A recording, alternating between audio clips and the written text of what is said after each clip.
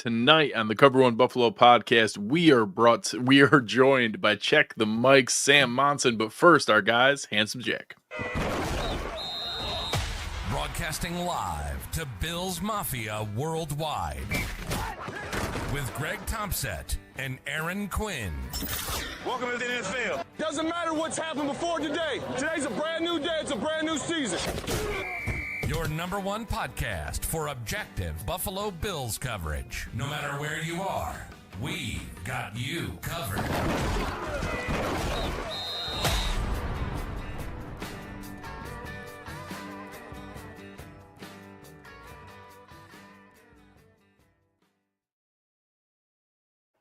Good evening and welcome to the Cover One Buffalo podcast. You're joined by your host, Greg Tompsett, and my partner in crime, Aaron Quinn. Aaron, I apologize for making it snow. It's my fault.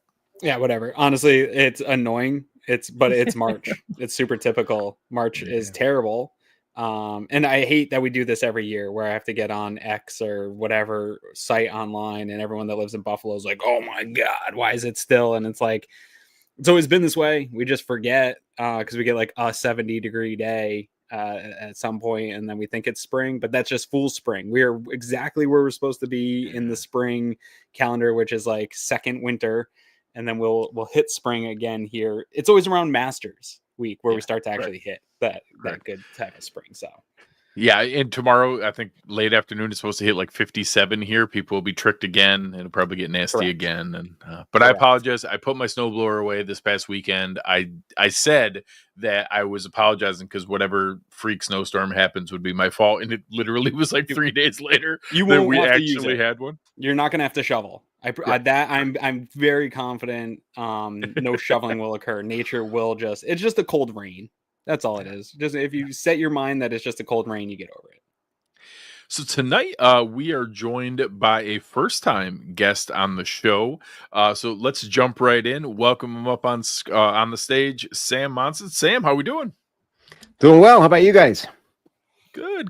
It's been a fun stretch here in the off season. It's the exciting part where there's at least changes and things happening. You had obviously being in the phase of a franchise now where you've done really good but not good enough.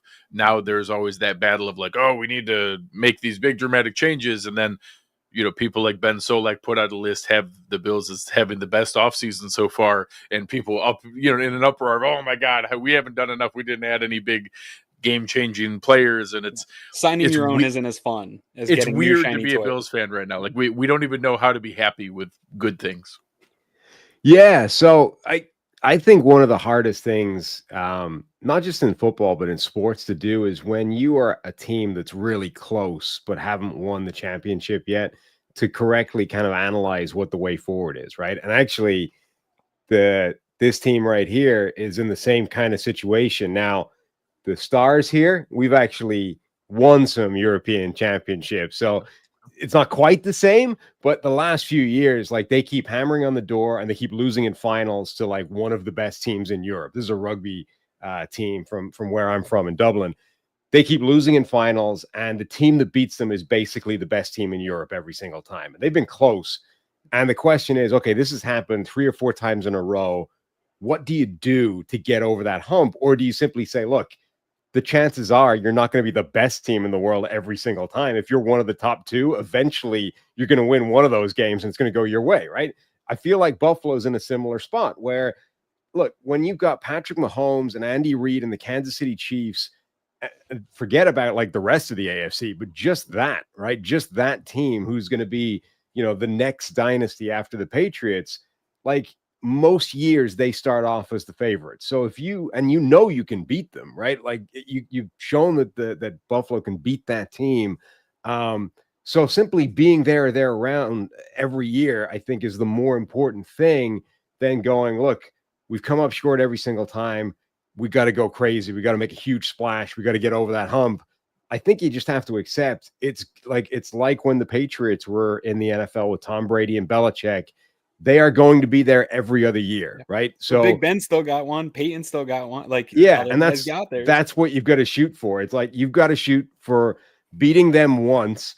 And I think, honestly, it's tougher than it was when they were there. Right now, even if you can get by the Chiefs in any given year, I mean, Joe Burrow and the Bengals didn't make the playoffs this year. You've got Lamar Jackson and the Ravens looking really good. Harbaugh all of a sudden has the Chargers moving in the right direction. Sean Payton's got the Broncos moving in the right direction. Like, the AFC is an absolute murderer's row.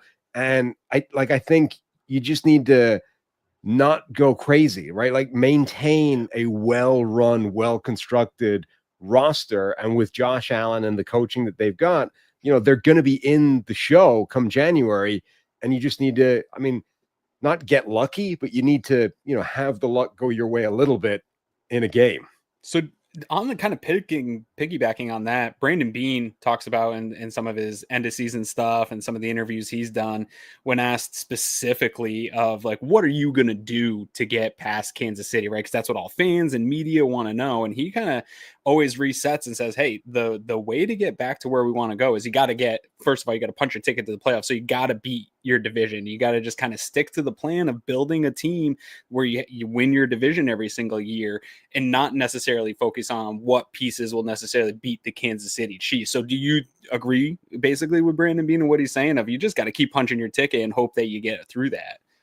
To an extent. I mean, I think he's right in that you got to do that first, right? Like, if you're set up to beat the Chiefs, but that costs you the foundation of a good team, and suddenly you're only like an average team that happens to be extremely well set up to beat Kansas City, but now you're never going to face Kansas City, because you don't make it that far. That doesn't do you any good. So I think he's right in so far as the first and most important thing is making sure you get to January football, and then you got to figure out, can you beat the Chiefs in January football? So I think that part is correct.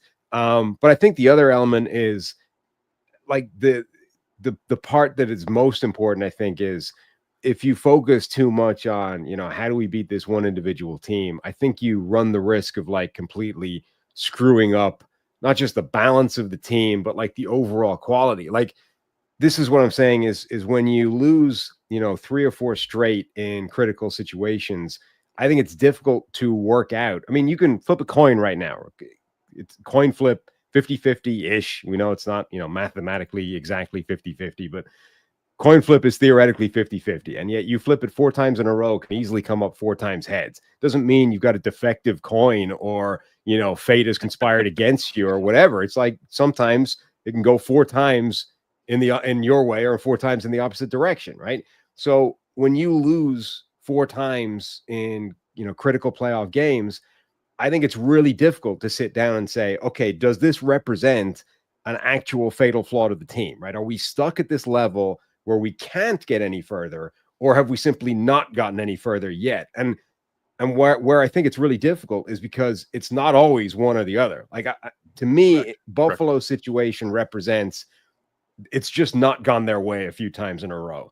Whereas a team like Dallas, before last year, I think they needed to change something, because Dallas, I think it was different. They were getting the postseason and they were imploding and they were melting down. And I think that was representing like, this is a fundamental problem with Dallas somewhere. Whereas I don't think the same thing is true with Buffalo, but I think it's very, very difficult to look back and reflect and figure out what the answer to that is. Well, and so many fans only look at that change can only result in improvement. Change can only result in good. That obviously there's so many other teams where you get close, you think that, oh, this is going to be the move that puts us over the top. And then all of a sudden you take significant steps back and you don't get back to where you were. I think that kind of, segues well into the next topic here of the Bills offseason so far. There have been a couple additions. We'll get to those in a minute, but a lot of it has been around retaining that core young group, right? Extending Khalil Shakir, extending Terrell Bernard, extending Gregory Rousseau, working on an extension for Christian Benford, listening to the requests of James Cook, but not extending James Cook. And then obviously the long-term for Josh Allen. I think a lot of fans see that as, oh, you're just running it back. How can you be any better if you're just keeping there? And I try to reiterate that that's raising the floor. Like, you're just now locking in a window here where the floor is now very, very high. Now, they need to hit on a couple of these draft classes. It's nice that they have 10 draft picks. I think they have the most draft capital of any playoff team. And if you do have one of those really nice draft classes, it doesn't have to be like 2017 New Orleans or 2021 Kansas City, but a nice draft class where you have a couple of really nice hits. Now all of a sudden you've locked in a high floor with, you know, known quantities, and now maybe you add in a couple of those rookie contracts. You can go on a really special run there. Do you think that's still the, you know, draft, develop, retain is the right path they've been going down, or do you think maybe they needed to shake it up a bit more than they did? I think you always have to do a little bit of everything, right? I don't think anyone, I don't think it's possible anymore to say we only build in this way, right? Whether it's free agency, whether it's the draft, whatever it is. I don't think anyone can do that anymore. You have to Even be the able Packers to have had to use, start to add outside now. yeah, The exactly. You Packers went have to be forever able to never use adding. every single lever available to you because they're all potential ways of winning. Like, to me, free agency is used to sort of supplement, to put you in a position where you don't need to go into the draft and chase a need, right? Like, if we go into the draft and we haven't fixed left tackle, right? Now we got to go draft a left tackle in the first couple of rounds. And that means that if the draft doesn't fall your way, you have to reach, or you have to do something crazy by trading or whatever it is. You're now at the mercy of having to go get a specific group of players, as opposed to just playing the value of the draft and picking the best players available. So you need free agency to be able to do that, because you're not always going to have every single spot on the roster filled. Equally, you know, when you create a war chest of cap space, when you create a surplus of draft picks, that gives you flexibility to execute trades for veteran players, right? Whether it's guys who, you know, their team doesn't want to pay their contract and you've got the money, you can pick that up. Whether it's old veterans who are, you know, they're kind of getting released and the team's just going to cash in with a late draft pick. Like, you know, team was picking up Calais Campbell for like a conditional 5th round pick or 6th round pick or something. Like, Calais Campbell's still, you know, a top level, high end impact player when that happened. Like, having spare 5th, 6th, 7th round draft picks is huge for that kind of flexibility. So I think you have to do all these things. And right now, you know, as much as people may be underwhelmed with the kind of moves that the Bills have made, but the draft is still upcoming, right? We still have a whole nother wave of like talent acquisition to be added to this roster. Yeah. Well, and people like shiny new toys. It's still good players that they were able to sign, but everybody wants something new this time of year. But speaking of some new things, the Bills did still make some moves. And I want to touch on the offensive side of the ball. I loved actually the post we were talking about it offline here that you put out about sleeper wide receivers.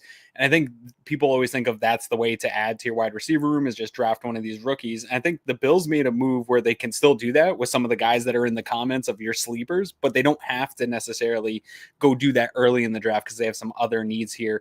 And they rounded out this room with Josh Palmer, who Brandon Bean recently on Eric Wood's podcast talked about how in a previous cycle they had their eyes on him, and then with regime change in LA, he kind of fell out of favor with that new regime and is a fit here for Buffalo. But talk to fans about him, because the production, if you just go and look at his box score and look at the production, you don't see a guy that's going to come in and make an impact.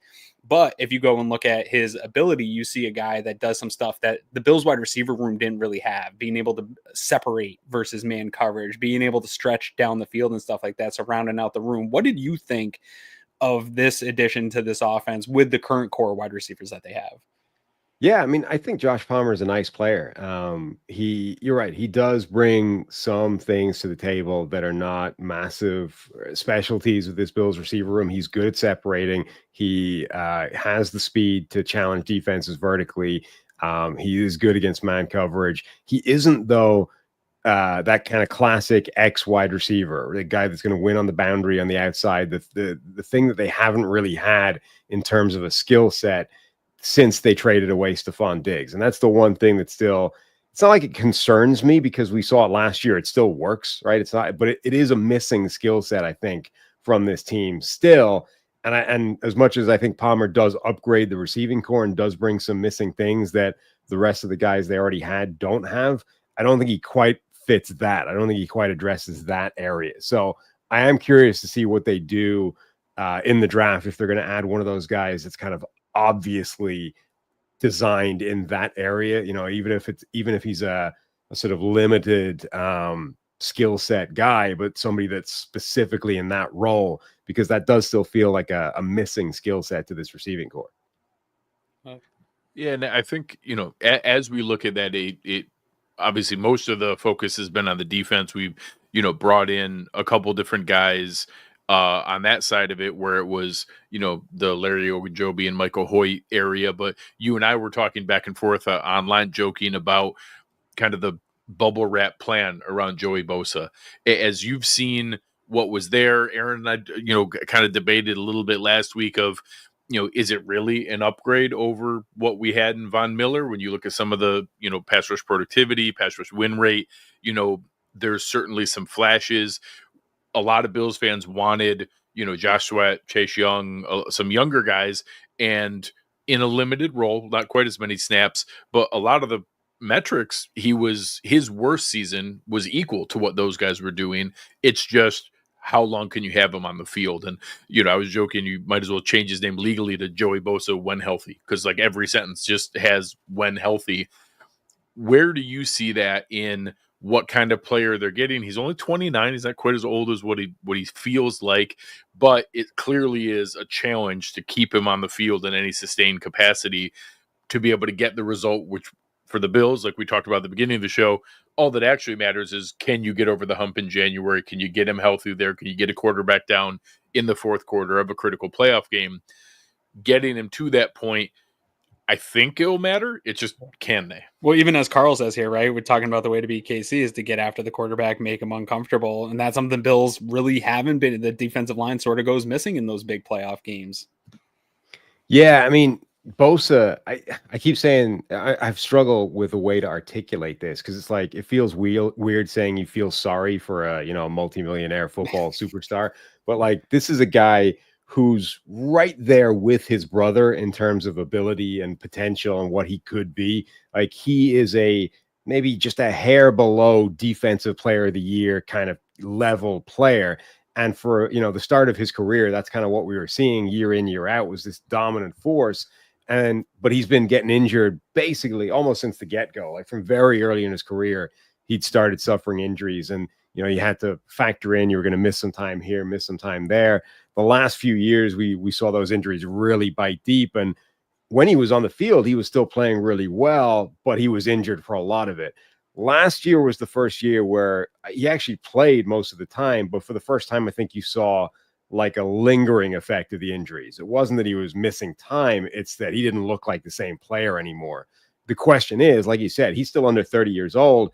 Is that permanent? Like, is that just what's happened to him now? He's the diminished version of Joey Bosa, or can he get back, maybe not to his peak, but like to something approaching that?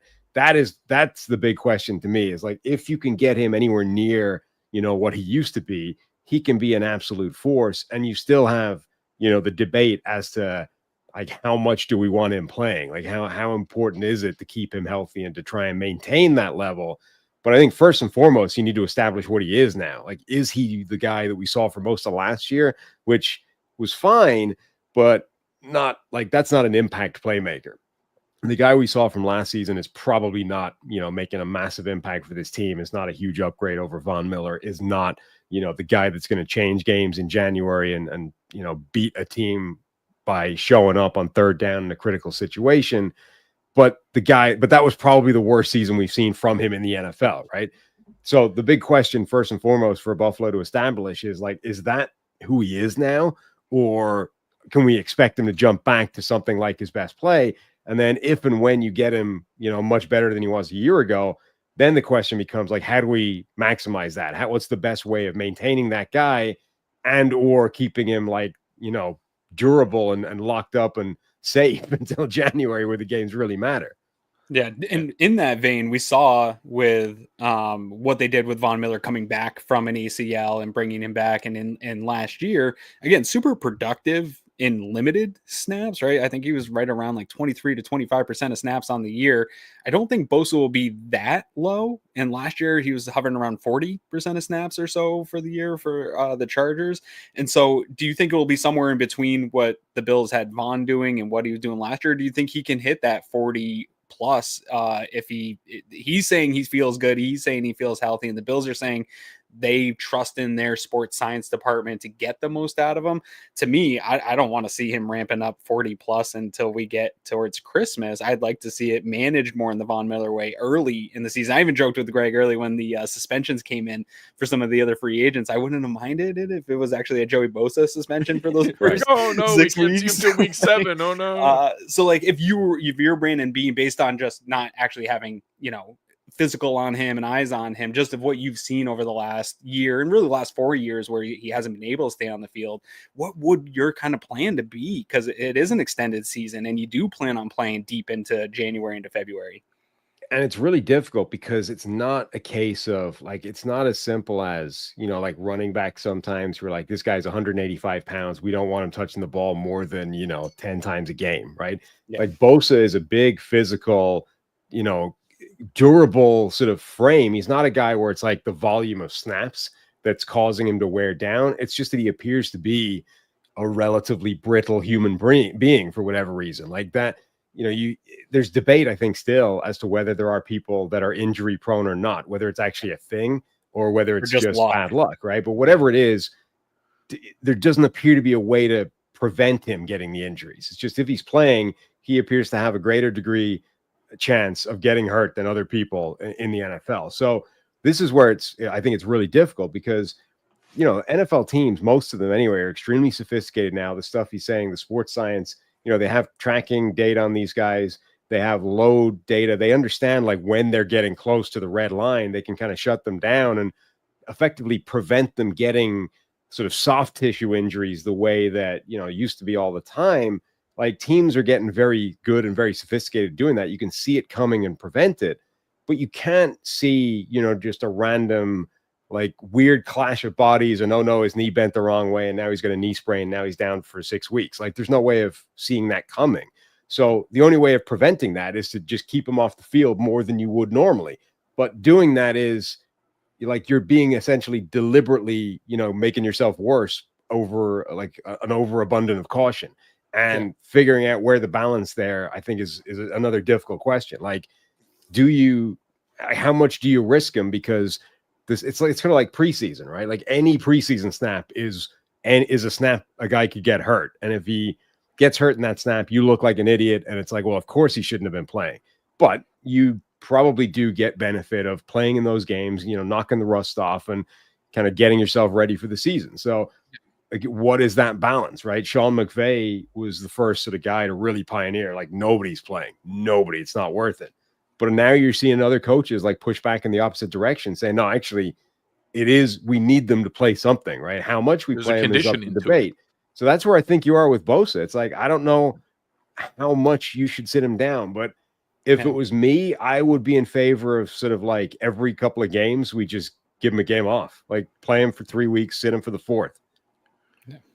Yeah, I mean, part of it may be hopefully some blowouts like last year where you can rest him in the second half or fourth quarters of some games. Because that debate that Greg and I are having too, I have a tough time with, I think when I think of Vaughn, I really specifically just needed the pass rush. So it was third down. You could really hang in that 20%. But when I think of Bosa and the addition, if he can stay healthy, one of the things that's most intriguing isn't just the pass rush. I love how he can win there, but he's a pretty good run defender too. And he adds some size to the Bills defensive line that they didn't have. They want to stay in nickel. That size and good run defense would allow them to. So like, I'm torn between the like, hey, I want this guy out on the field doing things that can help my defense. And I also want to just kind of save him for January football. Man, it's a tough one.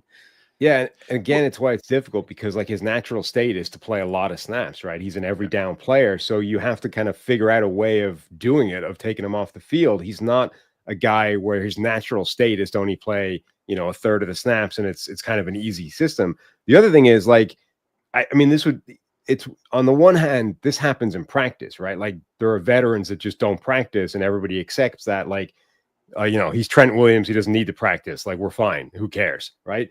But that doesn't extend to games, at least not at the moment. So it would be like, I don't know how that affects a locker room if everyone's happy to accept, hey, Joey just only plays 3/4 of the games. Like every fourth game, Joey gets a game off. And we just all accept that that's cool. Like if you're, Ed Oliver or whatever, are you happy that Joey gets every fourth game to chill on the couch? I don't know. Javon Solomon might be happy about it, but, Yeah. but it's the kind of way you have to do it. So, for kind of a last question, I'll combine these two together. I think most fans, you mentioned maybe the skill set fit at wide receiver.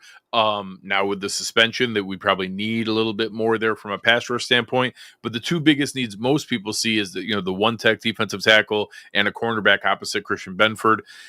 Whether you would lean more towards just focus on the draft or maybe any pending free agents that could bring back an Amari Cooper or Rasul Douglas. Some Bills fans want to convince themselves Asante Samuel will tackle well enough to be a good fit in Buffalo. Are there any free agents that you think you would say, hey, I'm surprised they haven't kicked the tires there, or if that game of musical chairs keeps going the way it is, you could see it as a fit, or whether you would say, no, I'd hold tight and hold for the draft with those remaining needs?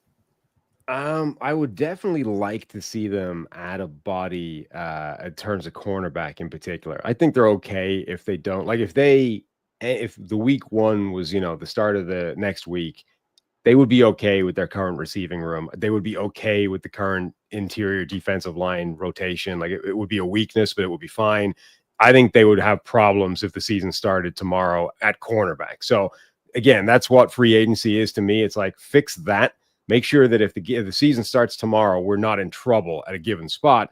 And then we can go and add, like we can try and upgrade in the draft, but we don't, again, need to chase it. We don't need to go, man, if one of these corners isn't sitting here at the bottom of the first round, we're in real trouble because, we don't like the guy we got starting. The Lions did this with DJ Reed, right?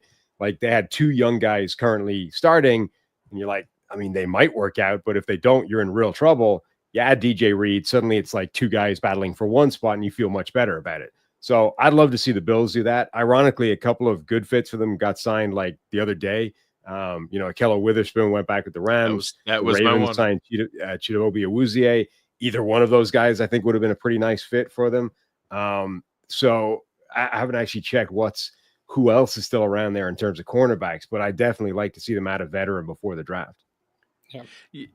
Part of it might be, bringing a guy back, whether it's from a while ago in Stephon Gilmore, Rasul Douglas just coming back from where he was last year. I definitely, those guys might not want to like do camps and mini camps and stuff. Well, so it's a late addition type guy. It's now getting almost close enough to the draft where it can now be, they could wait to see, is Trey Amos or whoever it is. If the guy that they're hoping to get at 30 isn't there, now all of a sudden they might feel they have the leverage to ask for the money they were going to get otherwise. Asante Samuel's almost in that spot now. Like he's the weird one that nobody understands why he hasn't signed yet.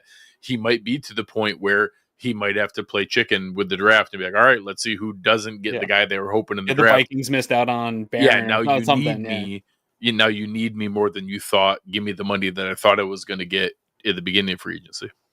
Right. And you've also they might be in touch with people like Gilmore, who could be saying, look, I'm not signing now because I don't want to do training camp, but like, if you need me, come whenever, like pick up the phone, I'm ready. Like if they know that, it's a little bit, it's some reassurance that we don't have from the outside. Yeah. So one last topic that we wanted to get to here, besides just talking to our fans about the Bills, because they hear us talking all the time. What's it been like with you and Steve going independent with Check the Mic? How's it felt to kind of run things on your own? Yeah, it's been good. We obviously, anyone that's listened to our show, we used to do the PFF NFL podcast. We set that up. We grew it from nothing to where it is. And yeah, we left. They owned the whole thing, so we wanted to get some ownership over our show. We weren't going to get that at PFF, so we had to start over. Left. Set up a new show. We've kind of teamed up with the 33rd team. Those guys have been outstanding. The retention of our audience, the amount of guys that came with us has been fantastic. And yeah, it's been really good. It's been 9 months ish. We left mid-August. So it's been a crazy ride, but it's been fun. A lot of Josh Allen praising throughout the year. So I definitely caught a lot of the episodes on YouTube in my weekly going through all the positive things everyone was saying about the Bills last year, and absolutely enjoyed your guys' show. Well, and it's fun to be able to see, kind of the development and the movement of things. We get poked all the time because we're hypocritical about PFF because we poke at the grades, but we're like completely locked into all the advanced metrics. We use it all the time. Every day. We're Every single in there day. every day, all the time. But we get poked because we give the grades a hard time. But it's been a fantastic resource, and now seeing you guys go over there and again with the 33 team, and now getting the show going on your own, it's been really cool to see all the success and everything you have going over there. Let the folks know, what do you have coming up next? Yeah, well, it's all draft all the time right now. We just started our draft rankings by position. We did quarterbacks today. We're doing wide receivers tomorrow. And basically from now until the draft, it's going to be pedal the metal. And then we got a new studio. We're doing this all from home right now. The basement setup, but we have a studio that we got being worked on right now. And hopefully either by the draft or right after the draft, we'll be in our new Check the Mic studio. Very cool. That's awesome. That. Very, very cool. Well, appreciate it. We appreciate your time tonight. You've been more than generous with us, and we'll hopefully talk to you again soon. No problem. Thanks for having me. Hey, cheers, Appreciate man. it, Thank you. Oh, so really, really fun to be able to kind of talk through. And again, we've given our takes on the off season. Now hearing someone like Sam being able to share, where it's at. And obviously I think kind of seemed like in a pretty similar spot to where we were in that, hey, some of these are nice fits, but there's still some questions. Yeah, that one could be good, but we're not really sure about it. So I think he kind of slotted in pretty similar to where we were in most of the editions so far. Yeah, for me, in like the review of the offseason, the sort of biggest surprise to me is Brandon Beane has never, that I can remember, maybe he has really gone into an offseason with such glaring holes at multiple starting positions. And I really thought that there would be more to address the one tech, right? They really missed out on that boat. I don't really think there's much left out there in free agency where there's even those options if they miss in the draft. That feels like you have to get a guy in the first couple rounds here. And for me, it really feels the same. I posted a graphic from Field Vision the other day about the discrepancy of, like, we joke around that every graphic and every cornerback stat was a Christian Benford stat. Well, if you pull all the other guys out and then just look at the Bills cornerback stats, it's a gap a mile wide between his production and what was at cornerback too. And that was even with Rasul Douglas starting. And so that also feels like a glaring need. And again, not able to address it. And I love it. I like Dane Jackson. I've defended Dane Jackson. It's not, that's insurance of a floor in case of injuries, where a guy you can pull up who's a scheme fit. They didn't address that position. So to go into the draft with, in those first 3 rounds, you have to find starters at 2 positions. And to this point, maybe you can bring in Stephon Gilmore. Maybe we can bring back a Rasul Douglas, but that gap's still going to be there if you go with the old vet. And so for me, those are just like, it feels weird because I think they had more levers to pull, like you like to say, in terms of cap, where they could have gotten aggressive. You've seen some of these deals that came out for some of these guys, and that initial deal on the ticker looks like, oh my God, I can't believe they paid that. But then you're like, oh, I would have done that. Actually, it wasn't too bad. And he even talked, again, to bring up his interview with Eric Wood on Centered on Buffalo. Everyone should check it out. Every time Brandon Beane does an interview, whether it was the Fitz and Wit one recently or now doing with Eric Wood, tons of great little insights. But Eric asked him straight up, like, when fans see a ticker come across a free agent signing, are you ever surprised, like, oh, we would have done that? Like how fans are like, oh, I would have signed that guy for that. And he knows, he's like, yeah, you got a pretty good pulse on what these guys' values are. And he chose not to get aggressive on any of those spots. So it tells me they're definitely going to prioritize it, but it's a little surprising that they're going to go into the draft with those big needs. Yeah, and I think that'll be our William Mattar, here to help segment here is, I do think there are some options. I agree. The one tech one is not there, but I will say it might be that they feel slightly better about Daquan Jones than we do as that other veteran guy. And granted, I think it is right there. You can debate cornerback or defensive tackle, the one tech, but those two are by far the need. Like, I know some people would like a wide receiver, would like a safety, would like a defensive end. There are good players. We can get by with what we got on roster. Yeah. Correct. If we don't, again, if an amazing talent falls that we just can't turn it down, sure, that's a great problem to have. But or we could just AC trade up and get them. 2 of those first 3 picks need to be cornerback and defensive tackle right now. And I don't think there's anyone that can change that for me at defensive tackle. And there's only one guy that would really change that for me at corner. It's only Asante Samuel Jr. Like if they signed Asante Samuel Jr., then I'm all of a sudden like, oh, all right, why don't I still want a corner? But if it's a fourth rounder, I don't care. It's fine because it's developmental. He's not going to play over Asante Samuel Jr. If it's Rasul Douglas, if it's Stephon Gilmore, if it's, any of those other guys there, a first round pick could beat them out and could be the starter. And they wouldn't shock me at all that they could come in and just be that guy to be able to play. Whereas I don't know if there is even like Calais Campbell might decide to still play, but he's not a one tech and he's a pretty limited percent of snaps guy to be able to play. Jonathan Hankins is not that guy anymore. There's just not that many guys out there that are going to be able to do that. We brought in Letty Foku for a visit, but he signed with the Raiders and he wasn't going to be that guy anyways. He's probably he's a notch below Daquan Jones. Like Daquan Jones is better than Foku. So it's now getting to that point where I think one tech is going to need to be a Kenneth Grant, a Tyleek Williams, a Derek Harmon, like a one of the higher end spots moving up in the second round or with that first pick needing to be able to be that and pairing them with Daquan Jones. Like I think that's great because then say you do get Kenneth Grant and he's somehow available at 30. Now all of a sudden needing Daquan Jones to just be like a 30 to 40% snap guy is nice and totally doable and probably the phase of his career where he's at right now versus needing him to be the starter and playing 60% of snaps. I just don't know that he's got that left in the tank.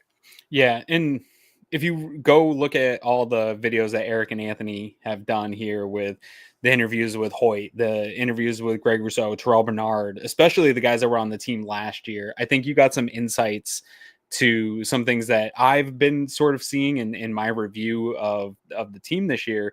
Was we saw a lot more single high coverage. I don't think that's an indicative thing of like the Bills want to play more single high coverage. I think that was like, hey, we got to stop the run. We saw it. Yeah. We saw it play out in the Rams game. The Rams were running down their throat. They switched to some single high looks, kind of tightened up on the run, then got terrorized in the pass game. And I think that was all because of the lack of interior play, lack of being able to stay in nickel with size. And I think those guys all kind of kept bringing up size, and specifically like a Terrell Bernard. You really need to do that. And I think that kind of was a give of what the at least the players think that this defense needs is some meat in the middle and maybe a little bit of even Gregory Rousseau talked about it directly. Yeah, even outside of like the typical archetype, like Daquan Jones has been able to play one tech, but he doesn't have the body of a true one tech. Like he can do it. He can do kind of both things. And I saw one of the comments like, this is a great draft for defensive tackles. And I spent like 8 hours today watching defensive tackle footage. There's a lot of good ones. A lot of them are 3 techs, and like same thing, like can do a little bit. And like, I think they're going to really have to pinpoint on particular guys that bring that body type into the team. And a lot of these guys are projects. So again, to your point, maybe the team is higher internally on Daquan Jones' ability to get back closer to what he is at. Now he's fully removed from this injury, and maybe he can gain some of that strength back and be closer to what he is. But even like a Kenneth Grant or Harmon, like those guys, they lack some of the refinement. They were able to win in college with just pure strength and some of that athleticism. And if it hits the ceiling, it could be fantastic. They could be the best defensive tackles in the draft. Where I have a tough time is the Super Bowl window is not going to close anytime soon, but it's still wide open, and they need a guy that can step in right away and help this defense. And that's where I'm kind of struggling on the defensive tackle front. Now, to switch back to that corner conversation with Asante Samuel Jr., my only thing is that still doesn't take away the priority of it being a top 3 or in your first 3 rounds. Because I don't think he's signing anything more than like a 1-year deal to then go get the money that he's expected. He's not a long-term fix. That's a desperation. Hey, you're not quite the fit we want. You don't tackle the way we want. We've run out of options. Just come here, earn yourself a contract. So it still doesn't take away the priority to go get a guy. Yeah, I think it's very much would be a Band-Aid. It would be a nice Band-Aid. I would welcome the Band-Aid. Sure. But I agree that it's not like it would make me okay if they took it in the 4th round or in the 2nd round. Whereas right now, obviously corner is right there with defensive tackle. I think it has to be the first 2 picks right now. And that I hate when I'm in a position like that where I feel like it's forcing our hand. Now, again, it's luckily there are plenty of players that are good, but if, God forbid, Grant and Harmon and Walter Nolan and Tyleik Williams all go before 30, and so does Trey Amos, and all of a sudden we're sitting there and be like, oh crap, what do we do? And do you now start to reach for a guy that wasn't really there because you've painted yourself in a corner that you feel like you have to, and now they're reaching for, I don't even know enough to joke about it. They're reaching for an Alfred Collins. They're reaching for a whoever it might be. That's they're like, oh, that would have been fine in the second round, but that's not who we want to pick 30. It just puts them in a weird spot where now you're having to force it and ask for where those things. If that happens, maybe the Boston College edge gets pushed down to our laps, and you just get a great edge. Maybe the run on defensive tackle. Well, yeah, and it might be, if all that happens, it might be that, oh crap, we're stuck with Malachi Starks, and we had to pick an awesome safety that's going to come in and immediately upgrade an important position. Like, there's worse things that could happen if we end up in that spot. The nice thing is, you mentioned the amount of ammo that the Bills have. I don't think Brandon Beane's going to walk away with 10 picks. I think Brandon Beane is going to package some of these things up and try to get back up, whether it's in the second or get 2 picks in the second. He's going to try to get back up and address these positions. No matter how that first round falls, I think he is still going to be aggressive. He knows he needs to walk out of here with a cornerback and a 1 tech, no matter what that looks like. Yeah, and I think that could very easily be 6 draft picks this year, and he picks up a pick or 2 in the future, and we use those 10 picks to, we move up from 56 up to 40. And we end up with pick 30 and pick 40 and pick 62. And then we have one of the 5th rounders we move for a future pick. And now all of a sudden we traded away 4 picks and ended up moving up and getting a future one. And now we got 6 players this year and an extra pick for next year, and they move on. I think it's something likely like that. I think that 6, 7 picks that are there are possible. Ron here talking about trading down. I'm always open because there's good value in trading down, but trading down means getting more picks, and now you force yourself to trade back up because they trade down, trade up. I'm telling you, that's the move. If you trade down and get an 11th and a 12th pick, now you have to trade back up because there's absolutely no chance for 12 roster spots. There's already not a chance for 10. No. So again, if you do both, if you trade down from 30 to 35 and pick up a little bit extra. I think I looked at one team had, I think it was like pick 97, and you could move down from like 30 to 35, and you give them a 4th and a 6th, and they give us 35 and 97, and now you have an extra top 100 pick. And then you also still have some ammo to move up again from 56, and you end up with like 35 and 45 and 56, and you add in 97 or whatever it is, you have a chance to play around a bit, and you could really hit some nice spots to be able to plug some holes. I know you haven't done a mock yet, but I had some fun trading around today here. I traded back. I did a Ron. I traded back to 38, got myself Tyleik Williams because people are like, oh, he's falling down the board. I think he's like a second round pick anyway. Yeah. I think he'll be there in that second round. Got myself Trey Amos in another trade up, and then I got an edge. Then I got Darius Alexander just as the Ed Oliver backup. Like, this won't happen. None of the mocks are real. None of it happens. But the comment under Ron's was like, a trade down is crazy. You can't do that. And I don't know. I don't know how the boards will fall, but there's going to be plenty of talent here where I do think some of the players that we're eyeballing and that people maybe think the NFL has as first round grade guys are actually second round grade guys. And you could trade back into the early second and get a first round talent and acquire more picks to move around. I think Brandon Beane's going to be moving a lot of chess pieces around no matter what. He could stay at 30. He's still going to move a lot of pieces around. But I wouldn't put anything off the board, and I wouldn't say any of the talk is crazy. You're at pick 30. Trading down in the second round is not like a crazy idea if there's a crazy run on wide receivers and a bunch of tackles are sitting there. Yeah. A small trade down. I would not want to trade below like 40, but if you traded from 30 to 35, 30 to 37, 30 to 39, like that area, I don't think that's any real material difference in the kind of player you're getting. And it goes both ways.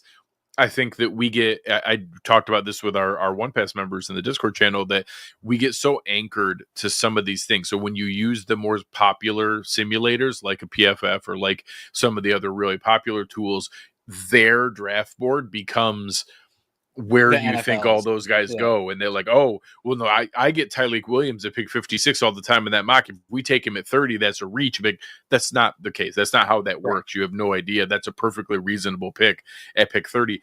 For that reason, I actually use, there's multiple of them. I like the one consensus big board that's out there that helps. I think it's on the mock draft database. They use on theirs, they use like 135 different big boards, 1,060 published first round mock drafts, and 1,208 team based mock drafts. So every single one, and that aggregate of big numbers washes out a lot of the noise. And if you see that, hey, it even shows you the range. So you have a player like Trey Amos, you can see he doesn't have a wide range. Like that one is actually like almost everybody has him between like 35 and 45, like all over the place. There's not a ton that have him up high and not a ton that have him low. Whereas Isaiah Bond, the receiver for Texas that the Bills had in for a visit, there are some boards that have him 28th. There are some that have him 117th, and his average is 71. Like that's one where he could go anywhere there. Sure. And you're like, I don't know, man, maybe some people like the speed and believe in it. Some people don't.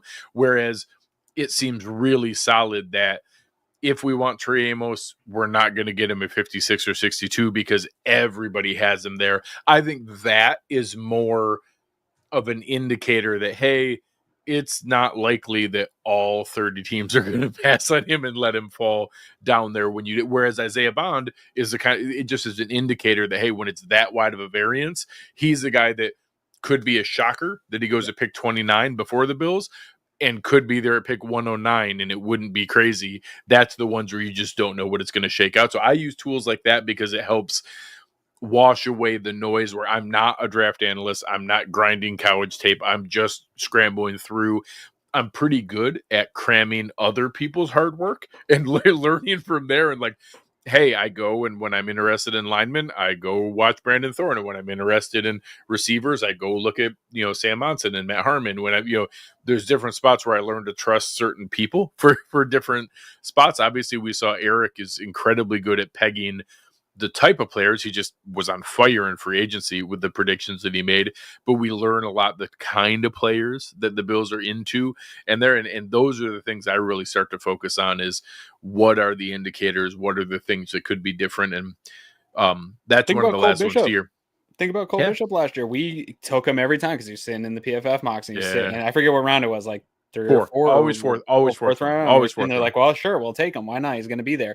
And then the Bills take him in the second. Like you just don't know where these guys are going to actually go or what the team's value on them is. And that's what, for me in my process, when I watch a guy, I put my own, I don't really love to do like grades of a value, but I'm like, hey, I'm content to take this guy in that area, and I just go with that, and that's what I do for mocks. But yeah, I think Eric does a great job of pinpointing the types of targets and kind of a range of rounds. But he's the one that really taught me like that's a spectrum. Like people are hard on these, like it's a round one grade. When you get past the 10th pick in the first round, it gets real muddy real fast, like into what is a second round pick, what's a third round pick value. And so I think people put too much on the different grades and stuff like that. You got to kind of shake that out.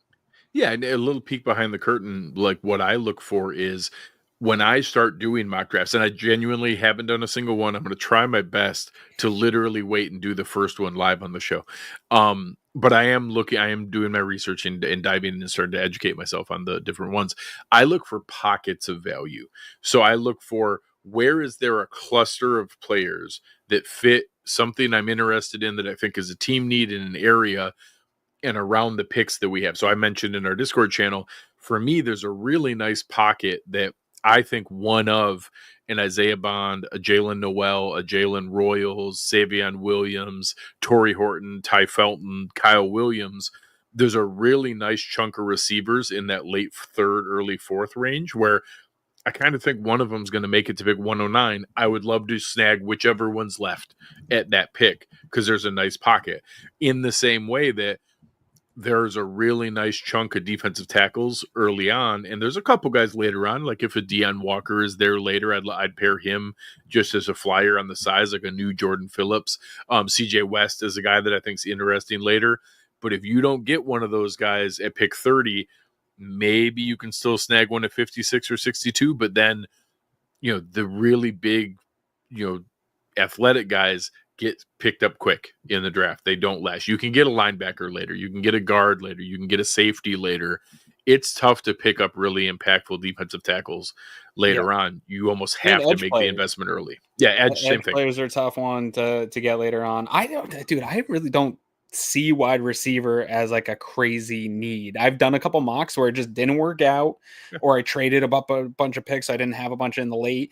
People like, dude, you didn't grab a wide receiver. And it's like, I don't sure. I don't think a wide receiver is going to come in and contribute and be a big player. I think it's going to be wide receiver 5 when they come in. I like a lot of these guys. We were talking. Sam want one for development. Yeah, Sam had the sleeper thing. Like a lot of the comments in that sleeper thing. I like a lot of those guys, and I'll probably take them in the mocks that we do if we keep a bunch of picks. But this idea that it's some glaring need, I don't know, man. I'd be totally happy to walk away with a lot of just defensive. Like the offense is great. They just had a historical franchise-setting offense, and they added to it and are bringing everybody back. I'm cool running that back and adding to the defense as much as we can. Their bet on offense is development from Keon Coleman, development from Dalton Kincaid, another really good season from Khalil Shakir. James Cook into the ground. They added Josh Palmer. They're expecting a little bit better health from Curtis Samuel. We saw he looked good in the playoffs. Like that's a risk, but they're looking for that. A second season from Ray Davis. They brought back Ty Johnson. Contributions from Dawson Knox. Like that's the offense. Like the offense is going to be somewhere. We didn't get that. Obviously. Keon Coleman, Khalil Shakir, and Josh Palmer. Those are your starting receivers. There's no draft pick that's coming in. I don't think we're taking one of the first round. It's actually not a great spot in the draft. I guess like in theory, if like an Igbuka or someone like that was there, I don't even know. He's going or I guess Matthew Golden. Like if Matthew Golden falls to pick 30, sure, okay. I'll also buy a lottery ticket that night. Sure, yeah. Like they're really, it's just this draft doesn't have the kind of players that I think is gonna make a lot of sense that the Bills would do it, and anybody that's later is wide receiver 5. It's just that's going to be a developmental guy that will be why they can let Curtis Samuel walk and can be a contributor down the line. We're not like the receivers are Coleman, Shakir, and Palmer. That's who we're going to have. Yep. All right. Anything else for the people here tonight? Anything else for our friends over at William Mattar Law Offices? You guys know the slogan, hurt in a car, call William Mattar, 844-444-4444. Awesome to work with. Great people to be able to partner with. We're excited to have them here all season long. Yeah, as soon as we get off here, I am just going to fire more film. I've been grinding on film. For me, I go in spurts. I'm not a film guy. I'm not an Anthony. I'm not a Eric. I'll never claim to be that, but I do enjoy watching. I do enjoy the process. You do way more than most people. You do way more than me. I like it. I like talking about it in Discord. I like to find guys. Every once in a while, I'll find a gem and to cling on to a guy that you find, and then I was one of the first guys on Terry McLaurin early on, like something like that. And then they go off to be great. That feels fantastic when you find one of those. Most of the time, I'm only at like a 20% hit rate. Most of the time, none of these guys ever do anything in the league, but it's fun. And so I've been grinding away, watching, finally fully into the draft season. You and I get into it much later than a lot of people. And so I feel like I have some catch up to do. So this was a fun show, but yeah, as soon as I get off here, I'm going to grind right back into it and trying to find, but the nice thing for this year, like we were saying, is it's so hyper focused on interior defensive line and cornerback for me that I don't have to cast this huge wide. Like I'll look at some wide receivers, I'll look at some safeties, I'll look at some of these other things. I'm not looking at any offensive lineman. I haven't touched quarterback in years. Like it's way easier. I'm not even really looking at running backs this year. Yeah. Like we brought back Ty Johnson. I'm not looking at running back. Yeah. So it's a very hyper focused one for me. And that's fun because I can really look at, instead of trying to cast all these nets into positions, I can really just look at every position more in depth than I have in the past. Yeah. I mean, legitimately it's going to be D tackle, corner, edge, safety, wide receiver. Yeah. Like those are the ones I'm going to invest time in. I'll play around a little bit at linebacker because we always throw somebody out there at linebacker. I did talk to Brandon Thorne about some of the like mid-round guards because that was a spot I could at least see as an investment pick of, do we pick a guy that is the plan to replace David Edwards down the line, or I guess more accurately, Alec Anderson replaces David Edwards and the draft pick replaces Alec Anderson as the jumbo guy. So I did poke around at some of those kind of players that I could see as one of those 5th round picks or something like that. But there's just, all my focus is going to be on those top 5 positions. I don't care about backup quarterback. I don't care about running back. I don't care about, offensive tackle. I don't care about, the other spots. I don't think we're going to invest in those. I'm going to do D tackle, edge, corner, wide receiver, safety, and focus mostly on those 5. That's it. Love it. All right, guys, we appreciate it. It was great to have Sam on tonight. It was fun to have him as a first-time guest. Good guest. Yeah, it was nice. It was a good discussion and fun to have him on. On behalf of our fantastic producer, Chris Kepner, everybody here at Cover One, and my lovely co-host, Aaron Quinn, I'm Greg Tompsett. You have been watching the Cover One Buffalo podcast, brought to you by our friends at William Mattar Law Offices, and we are out.